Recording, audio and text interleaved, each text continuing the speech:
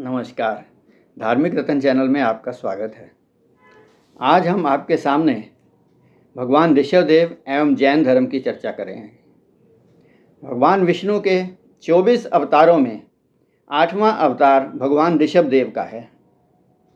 भगवान ऋषभदेव ही जैन धर्म के प्रवर्तक एवं प्रथम तीर्थंकर माने जाते हैं।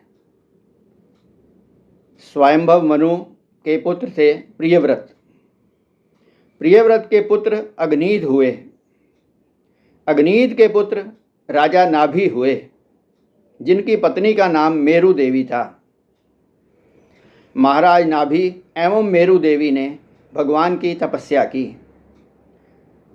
राजा रानी ने पुत्र प्राप्ति हेतु यज्ञ किया, जिसकी पूर्णाहुति पर भगवान विष्णु शंख चक्र गदा धारण किए हुए प्रस्तुत हुए और राजा रानी को वर मांगने को कहा। उन दोनों ने भगवान की बहुत ही स्तुति की और यह वर मांगा कि हमें आपके जैसा ही पुत्र प्राप्त हो। भगवान ने कहा कि आपने बहुत ही दुर्लभ वर मांगा है, पर मैं स्वयं आपके घर में अवतार लूँगा। ऐसा कहकर भगवान अंतर्ध्यान हो गए। कुछ समय पश्चात महाराज नाभि की सौभाग्यशाली पत्नी मेरु देवी की गोद में परम तत्व प्रकट हुआ। महाराज नाभि ने उनका सुगठित शरीर, कीर्ति, तेज, यश और पराक्रम देखकर उनका नाम ऋषभदेव रखा। महाराज नाभि एवं मेरु देवी अपने पुत्र ऋषभदेव का प्रेम पूर्वक लालन पालन करने में लग गए। उनकी बाल लीलाओं को देखकर वे प्रसन्न होते थे। जब महाराज नाभि ने देखा कि ऋषभदेव अब सयाने हो गए हैं एवं सारी प्रजा उनको बहुत ही आदर करती है, तो उन्होंने ऋषभदेव को राजपाट सौंप दिया और स्वयं अपनी पत्नी मेरु देवी के साथ परमेश्वर के तप करने के लिए वे गंधमादन पर्वत पर बद्रिकाश्रम में तपस्या करने के लिए चले गए और वहाँ तपस्या करते हुए ही उन्होंने अपना शरीर त्याग दिया।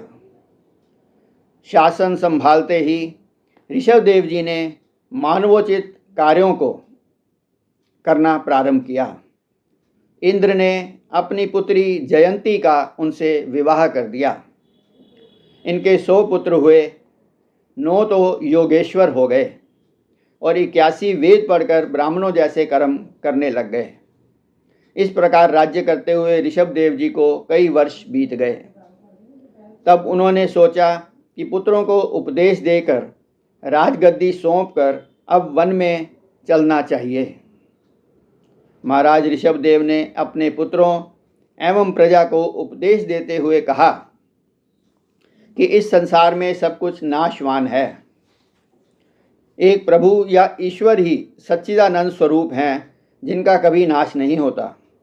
जब तक व्यक्ति उस परमात्मा की शरण नहीं लेता, तब तक वह 84 लाख योनियों में जन्म लेता रहता है।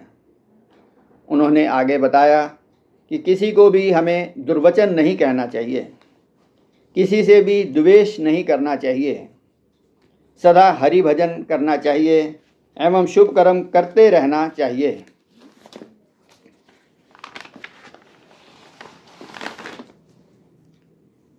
ऋषभदेव जी ने ऐसा उपदेश देने के बाद अपने बड़े पुत्र भरत को भारत का राज्य सौंप दिया एवं शेष 9 पुत्रों को जम्बू द्वीप के अन्य खंडों का राज्य देकर वे स्वयं वन में परमेश्वर का तप करने के लिए चले गए। वे जड़ भरत की तरह व्यवहार करने लगे। जिधर मुंह उठ जाता उसी तरफ चल देते थे। वे पागलों की तरह व्यवहार करने लगे। वो किसी के प्रश्न का उत्तर ना देकर मूक ही रहते थे। शरीर धूल धूसरित रहता था। वे दिगंबर होकर घूमने लगे।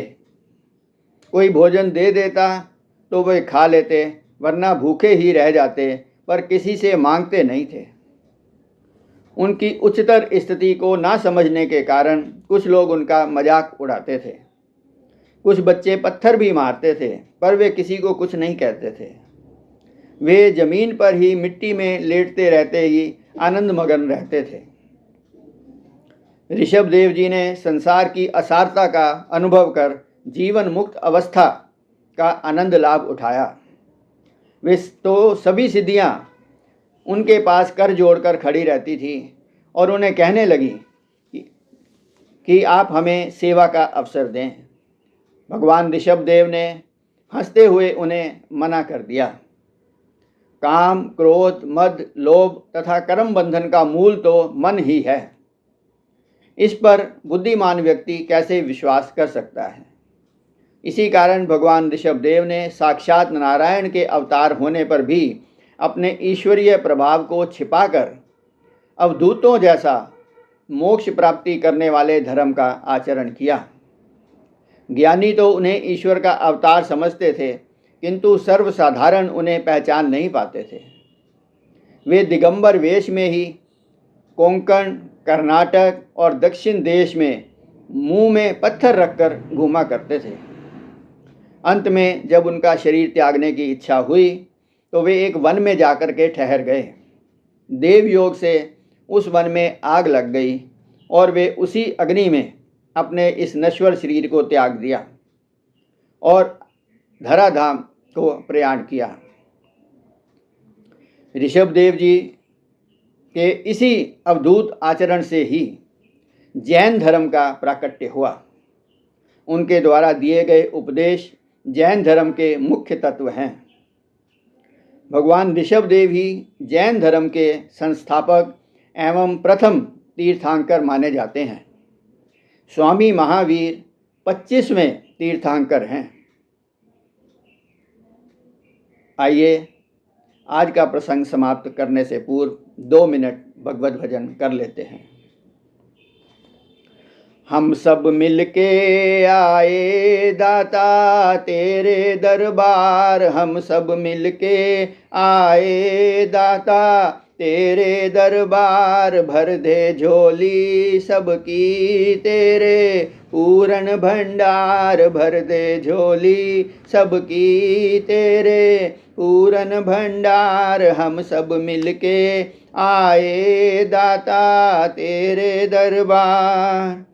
जब होवे संध्या काल निर्मल होके तत्काल, जब होवे संध्या काल निर्मल होके तत्काल, अपना मस्तक झुका के करें तेरा ख्याल, अपना मस्तक झुका के करें तेरा ख्याल। तेरे दर पे आके बैठे सारा परिवार, तेरे दर पे आके बैठे सारा परिवार, भर दे झोली सबकी तेरे पूरन भंडार, भर दे झोली सबकी तेरे पूरन भंडार। हम सब मिलके आए दाता तेरे दरबार, हम सब मिलके आए दाता तेरे दरबार, भर दे झोली